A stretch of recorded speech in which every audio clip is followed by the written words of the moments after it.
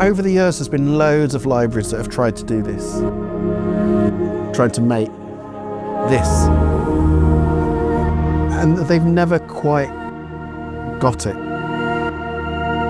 And what you've done,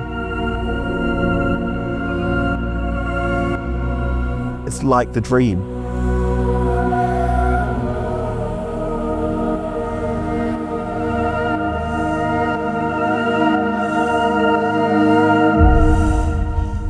There's a lot that goes into making an instrument like Folds, and so in this video I want to show you how it was made. We're going to take a look at the recording sessions, our sound design process, the instrument and development process, and see the story of how we went from this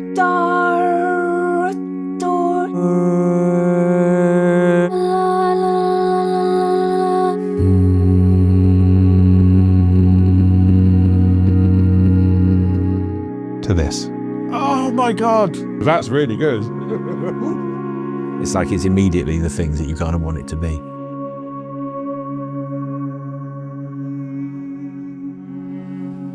Our story starts with our very first instrument, Strands. After we released Strands, we had to figure out what to do next. People seem to like Strands quite a lot, and this allowed us to be more bold and ambitious with our next project. So Strands is all about the concept of bowing, and during its creation I'd had the idea of what it might be like if you could bow a human voice. Here's what that sounds like.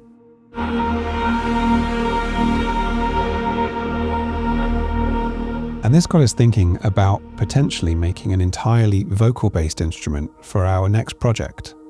But Void and Vista is just 4 people: John, Matt, Anik, and me. My name's Tom, and none of us can sing. And if we were going to do something vocal-based, we wanted to make sure that it still had the DNA that we'd established with Strands. We wanted to make something strange, but still very high quality, as beautifully as we could, and unique compared to what's already out there. So first off, we had to decide which vocalists we wanted to work with.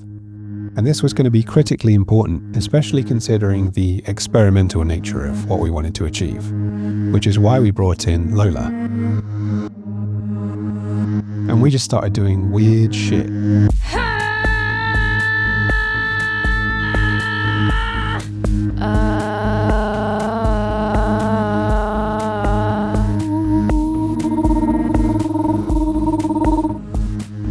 At the beginning it was all just pure experimentation, but quite early on we encountered something called the uncanny valley.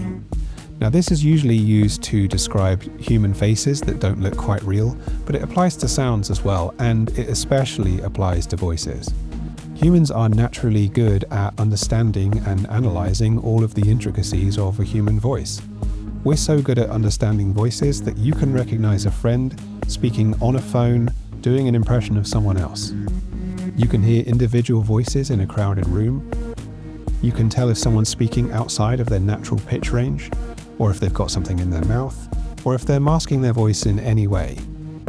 And so if you're not careful, it's very easy to make something that sounds fake or just silly. But we persevered, and eventually we found some stuff that really worked. And that's when we brought in Carrie.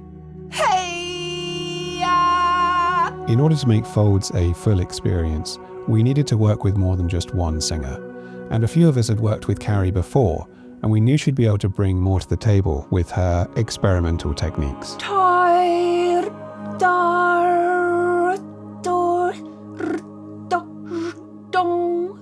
So we knew we wanted to have a certain amount of purely real vocal techniques that were nothing more than just what really happened in front of a microphone.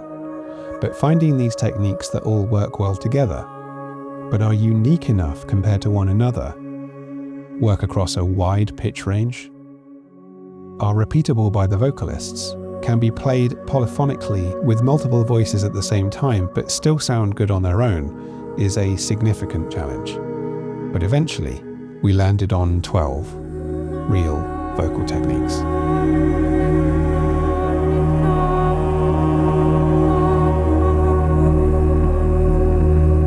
Carrie and Lola could do these techniques for over 2 octaves. And in both cases, the lowest note that they could achieve was around about a D2. So we needed to bring someone else in to fill out the bottom end so that we weren't just pitching samples down. And that's why we brought in Peter. He was able to do these techniques in the lower registers. And with that, the team was assembled and we were ready for proper recording sessions.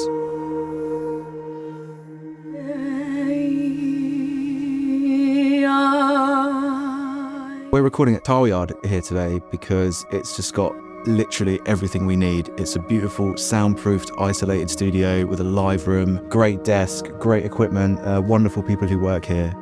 And our dear friend Jack has really looked after us. So we've just shot out through these 4, well, not 4 mics, we did about 6 of them, but these are the 4 that we ended up with at the end. And what we're listening for is, apart from everything, make sure the noise floor is quite low, which hasn't been the case with all the mics. But also we're looking to make sure that the sound of the higher registers aren't too nasal and sort of cutting, and we're looking for warmth down the low end, which we've managed to decide that we're going to use the Bayer MT740. Mike's sort of pointed away from her sort of forehead and the sinuses and more down to sort of her chin, so you get a bit more chest sound and a sort of slightly fatter low end and less of the top sort of nasal stuff. These vocalists are so highly trained and skilled that we ran into the issue of them almost being too perfect. And imperfection and character are some of the things that we find the most valuable. Hey, is there any chance you can try like pushing the length out on these ones, even if it means your voice slightly sort of wobbles out? Because we kind of like when things go wrong. So don't be afraid of that, basically. Like if your voice cracks on the way out, it actually kind of gives us something to play with.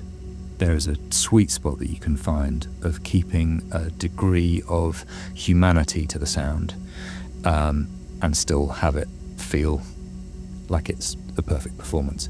And finding that middle ground has sort of, I guess, been the challenge for making this instrument. It's better to have a performance captured, even if it's imperfect.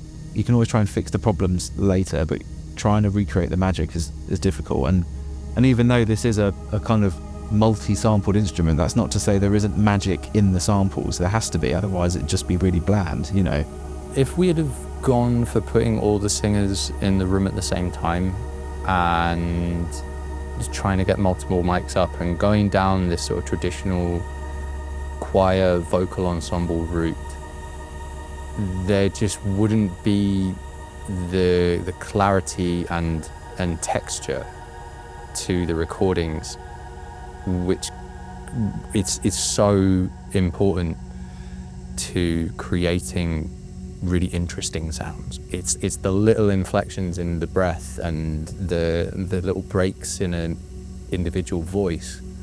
And the whole idea of us capturing the kind of more interesting articulations that we've got is that it's a jumping off point that is more magical than just starting with oohs and ahs, you know, and then to have a nice performance of each sample that's gone into those unique articulations. That's where it really gets good and separates us from the rest, you know. It's not just a sound, it's actually an emotion that is coming through from what is arguably the most evocative instrument that we have, which is our voice, and trying to be able to capture that and have it be able to be played back. And that's hopefully going to be the magic of taking what we're doing today and making it into something that people can actually play as an instrument. We pushed our vocalists to the extreme, and while they have a great range, there's a big difference between being able to sing normally in the higher registers and do these unusual techniques in the higher registers consistently and with the same intonation and technique as you've done in the lower registers. But these vocalists are incredibly talented, and watching it all come together was just amazing.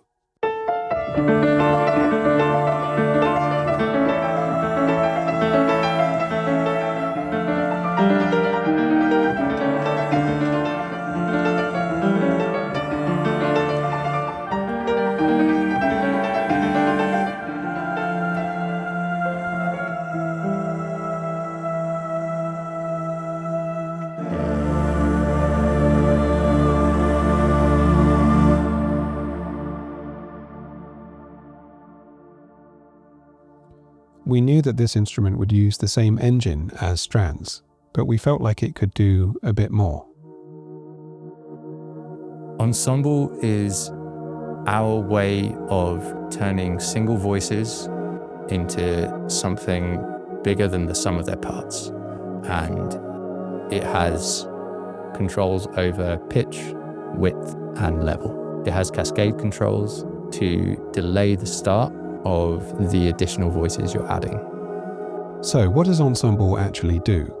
Well, if I play a single note and then add Ensemble, you can hear that we're getting additional voices on top of the original, and this is happening at the MIDI level.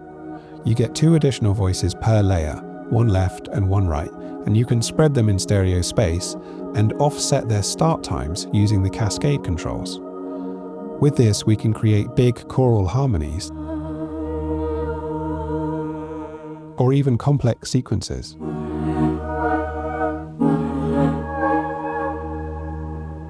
We needed to figure out a way to take these lovely, intimate recordings we had of the individual singers and be able to, blow them up in scale. Taking these really beautiful, intimate recordings, which just have so much effect on you, but giving the option to then make them dramatic and epic, as and when you wanted to. It was no longer, this is just an intimate instrument. It could be both. With the main recordings done, we could now move on to what's called the effects sounds. These are sounds that are made using complicated editing techniques or effects chains, or just generally processes that have happened outside of normal recordings done in front of a microphone. And the first sound I'm going to show you is one I made with Lola called Scattered, where I combined lots of miniature individual recordings into one long continuous sound. He, hu, he, hu, ha, hu. So I made a system that would stitch all these sounds together in an overlapping fashion. And the trick is not to imply any sense of tempo in the final sound, because we want people to play these sounds polyphonically at any tempo they like, and for it to always work well. So as you can see, I've made some controls here that allow me to determine how quickly the sounds play back, how they're allocated from different pitches, and I've even added an additional velocity layer here of breath sounds, so that when you play at a higher velocity, you get a more breathy and sharper sound. The closest thing to this really would be a granular, but they work by taking a long continuous piece of audio and then choosing arbitrary little snippets to play back as grains at different pitches and spreads and so on. This is that process in reverse, where you record the individual grains first and then stitch them together to make one long continuous piece of audio. Glow really happened from this specific moment in the studio sessions with Peter, where he was working through all of the round robins and these single notes of all of these different articulations and sound sources we were working on, and it's a grind. It's so much focus for so long, and at a certain point he started struggling and just started ad-libbing occasionally, just doing these little moments, literally just a second or two between a take here and there.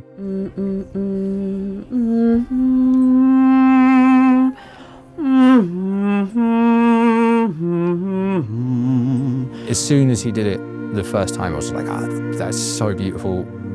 I have to do something with that. Whatever it is, has to do something with it. We got just these beautiful little moments of him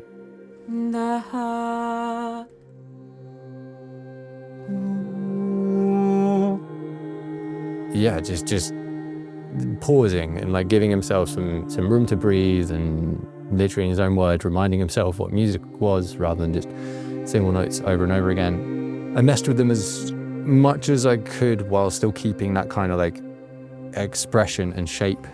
And I put them into a granular engine. I chose 3 favorites, I processed them lots, and did some really odd formant shifting and stuff, which is very different. It's like obviously a lot more synthetic than the original, but I feel like it's still just got like this memory of those little moments in there because it's made from them. And each round robin uses a different moment, so there's a sense of variety that comes with that. So this wasn't ever planned. This was just a great musician being a great musician, and thankfully the mics being up, and then just going and exploring what we could do with that. So for Undulated, I made a system that would start by taking multiple different vocal techniques and playing them back at the same time. But you would only ever hear one of them at once, and the one that you're hearing would have a natural attack and decay as you were morphing between the different vocal techniques.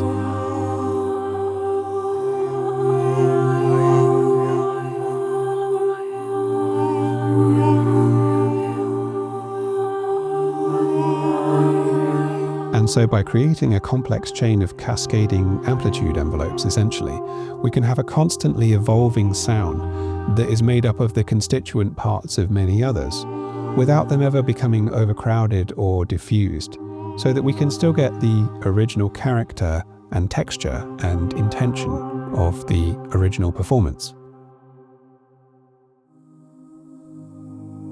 So Taped came about in a bit of a different way.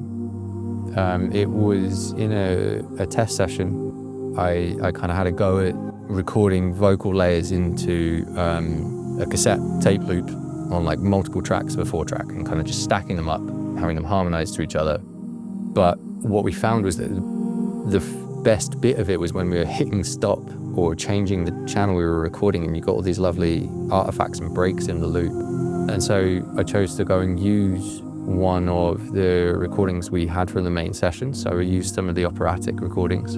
I played in the recording onto the track, using the record switches to kind of cut patterns out of what was being played in.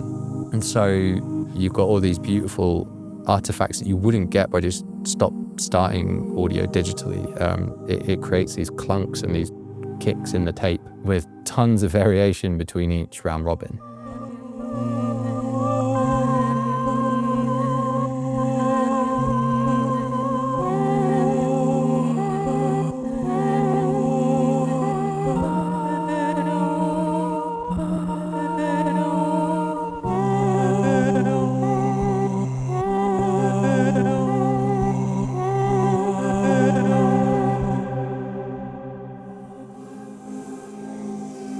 We put a lot of thought into the UIs of our instruments, and so I want to take a minute to explain how we design the visual characteristics of the things that we make. And in order to do that, I'm just going to look at 2 areas of the instrument, the lo-fi page and the main central UI.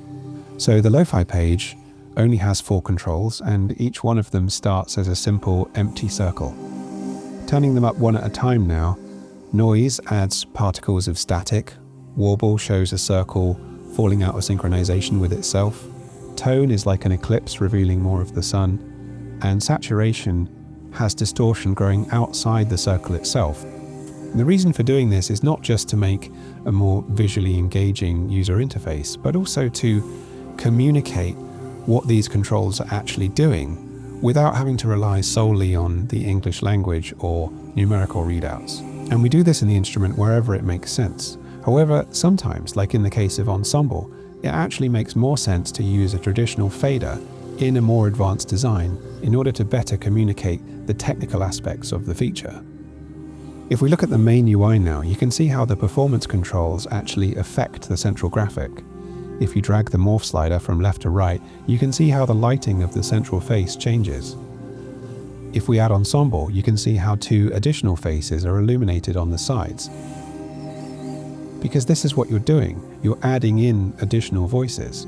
And the reason for doing all this work on the central graphic is to try and create a sense of tactile feedback that is often missing from instruments that are purely digital. absolutely every single sound has to be checked and worked on individually as well.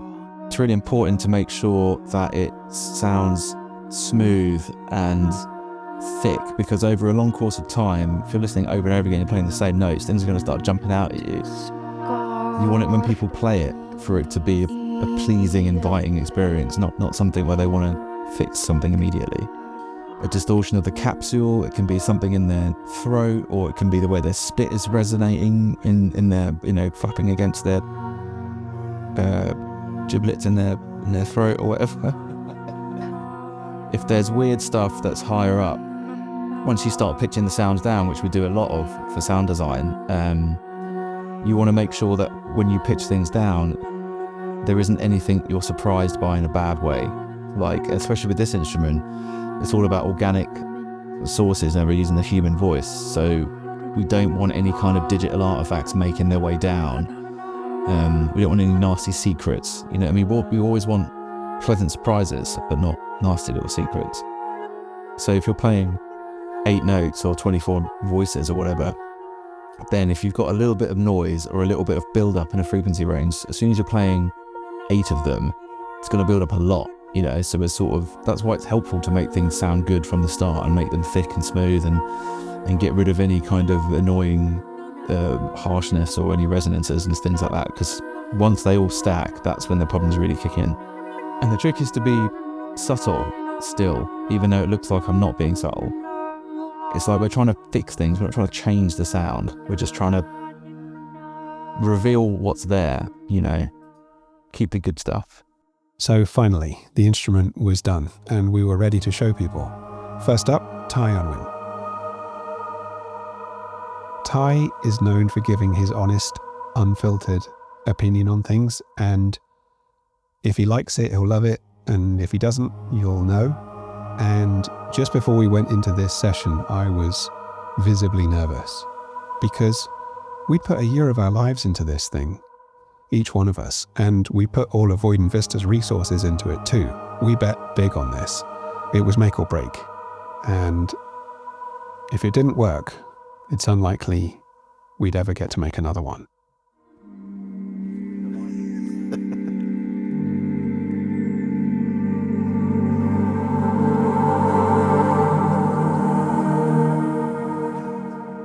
Yep, I'm sold.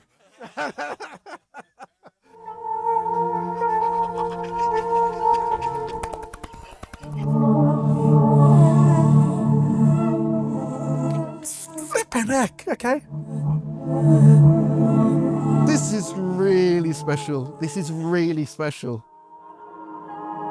It's all got that feeling of it's all coming from like a proper place of creativity rather than just emulation. Libraries like this just don't come along that often.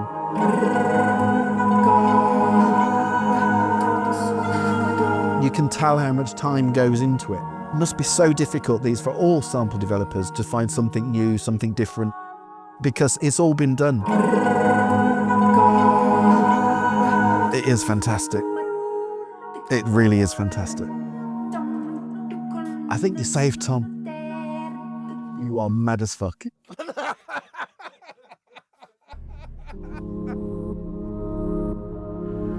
It's very different from anything else that I've tried before.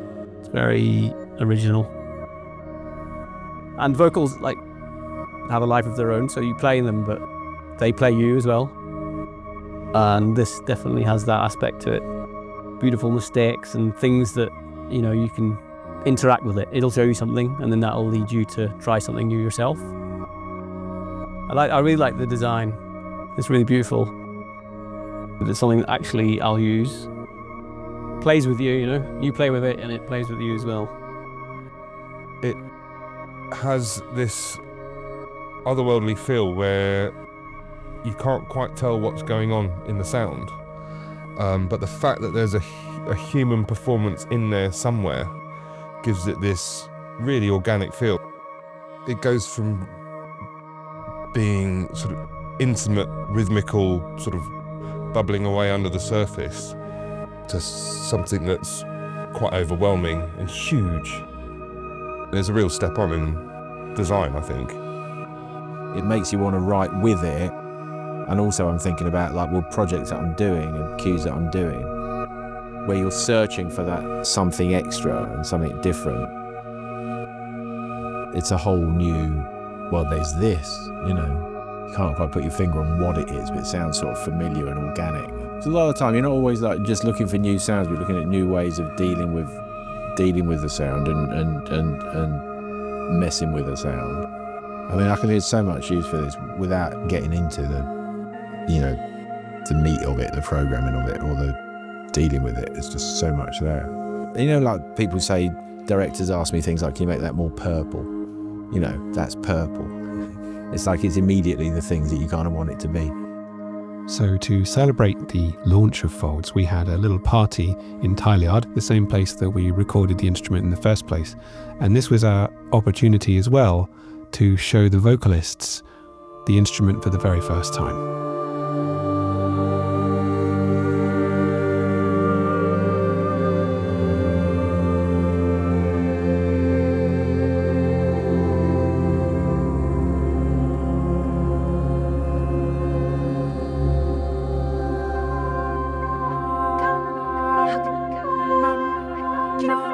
Everyone thinks this is cut together out of individual hits. No one believes.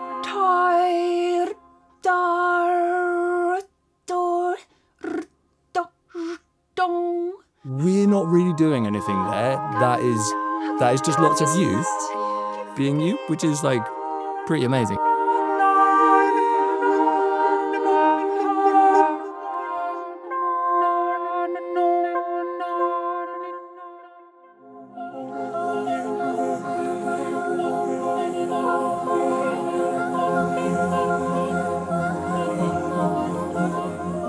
So that's the one where, we recorded. That was really hard. It was really hard. My diaphragm was like working overtime. Who, ha, who, ha, who, he. Use those recordings from that session. I thought they would never see the light of day, and the fact that they're imperfect, but they actually ended up like sounding so special is insane. You were ad-libbing between takes, and I went through and found every single one of them, snipped them all up, and I made the whole thing from these tiny snippets. It just sounds so good. We've all been listening to the human voice for decades of our lives, and so we kind of innately know that there's something human about it.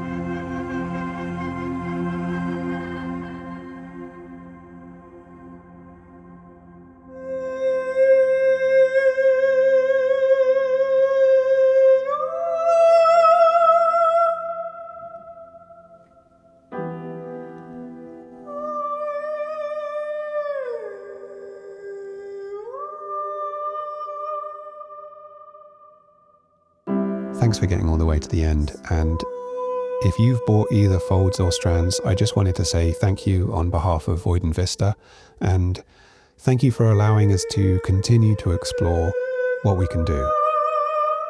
So what's happened over the last year since Folds was released? Well, we've seen it used in movies and TV shows and video games. And some of the most exciting uses of it we can't tell you just yet. But what I can tell you is that Folds is number 2 of a trilogy. And it's coming sooner than you think.